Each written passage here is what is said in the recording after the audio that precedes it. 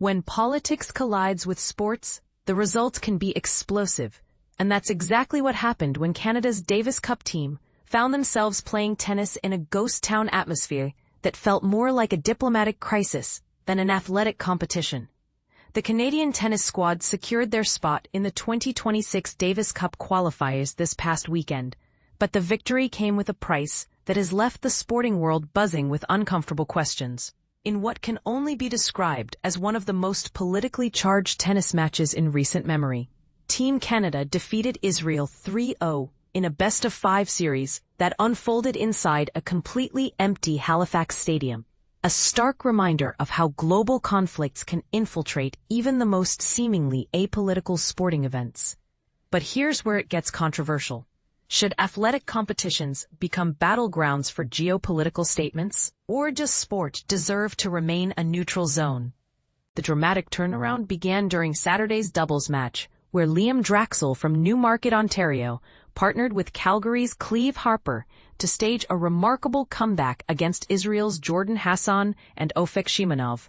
After dropping the opening set 5-7, the Canadian duo completely dominated the second set 6-0. Before clinching the decisive third set, 6-4. This doubles victory officially sealed Canada's advancement, building on the crucial singles wins that Draxl and Montreal's Gabriel Diallo had secured the previous Friday. With their qualification already guaranteed, Team Canada made the strategic decision to substitute world-ranked 35th player Diallo with Harper for an additional singles match against Oral Kinhi.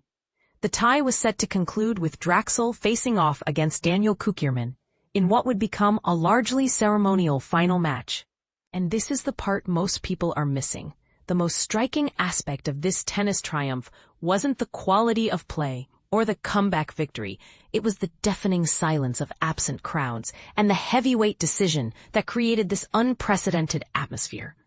Tennis Canada dropped a bombshell earlier in the week when officials announced that all matches would proceed without any spectators or media presence whatsoever. The organization cited serious safety concerns that had been flagged by local law enforcement authorities and national security agencies, effectively transforming what should have been a celebration of Canadian tennis into a closed-door affair that resembled a witness protection program more than an international sporting event. The reality of these security concerns became crystal clear on Saturday, when the streets surrounding Halifax Common Park were completely shut down for approximately 1 hour. During this time, several hundred passionate protesters filled the area, their voices echoing through the neighborhood as they chanted, sang protest songs, and displayed signs expressing strong opposition to Israel's military actions in both Gaza and the West Bank territories.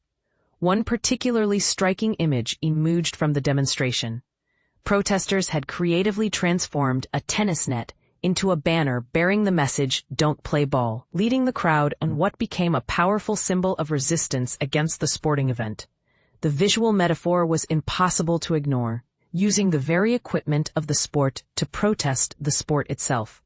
The political pressure had been building for days, with several protest signs specifically targeting Halifax Mayor Andy Fillmore, denouncing his decision to allow the controversial matches to proceed in his city. Friday's matches had also drawn similar demonstrations, creating a pattern of sustained opposition that Tennis Canada could no longer ignore. The controversy had reached such heights that approximately 400 Canadian athletes and academics, including respected Olympic runner Mohamed, had joined forces to publicly urge Tennis Canada to completely cancel the games. This wasn't just a handful of vocal critics. This was a substantial coalition of Canada's sporting and academic elite taking a moral stand. But here's where the narrative becomes even more complex and emotionally charged. The Center for Israel and Jewish Affairs expressed profound disappointment that the matches had to be conducted behind closed doors, robbing fans of their right to support their national team. In a statement that has sparked its own debate, the organization characterized the protesters as extremists whose actions had effectively silenced thousands of fans who simply wanted to show pride in their country. This framing raises uncomfortable questions about where legitimate protest ends and suppression of sporting enthusiasm begins. The backdrop to this tennis drama involves some of the most serious humanitarian allegations of our time. In August, the world's leading authority on food crises made the devastating declaration of famine conditions in Gaza City, a pronouncement that came after months of increasingly urgent warnings from international aid organizations. These groups have consistently argued that Israel's restrictions on food deliveries and other humanitarian aid into Gaza have created conditions of deliberate starvation among Palestinian civilian populations. Earlier this month, the situation became even more grave when the largest professional organization of scholars, who specialize in genocide studies, issued a formal statement declaring that Israel is actively committing genocide in Gaza. This isn't political rhetoric from activists. This is the considered opinion of academic experts whose careers are dedicated to recognizing and documenting such crimes. So here's the million-dollar question that nobody wants to answer. In an era where sports organizations regularly take stands on social justice issues, from Black Lives Matter to LGBTQ+ rights, why should international conflicts be treated differently?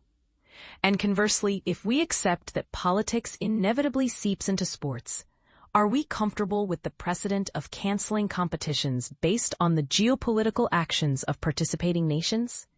The empty Halifax Stadium tells a story that extends far beyond tennis scores and tournament qualifications.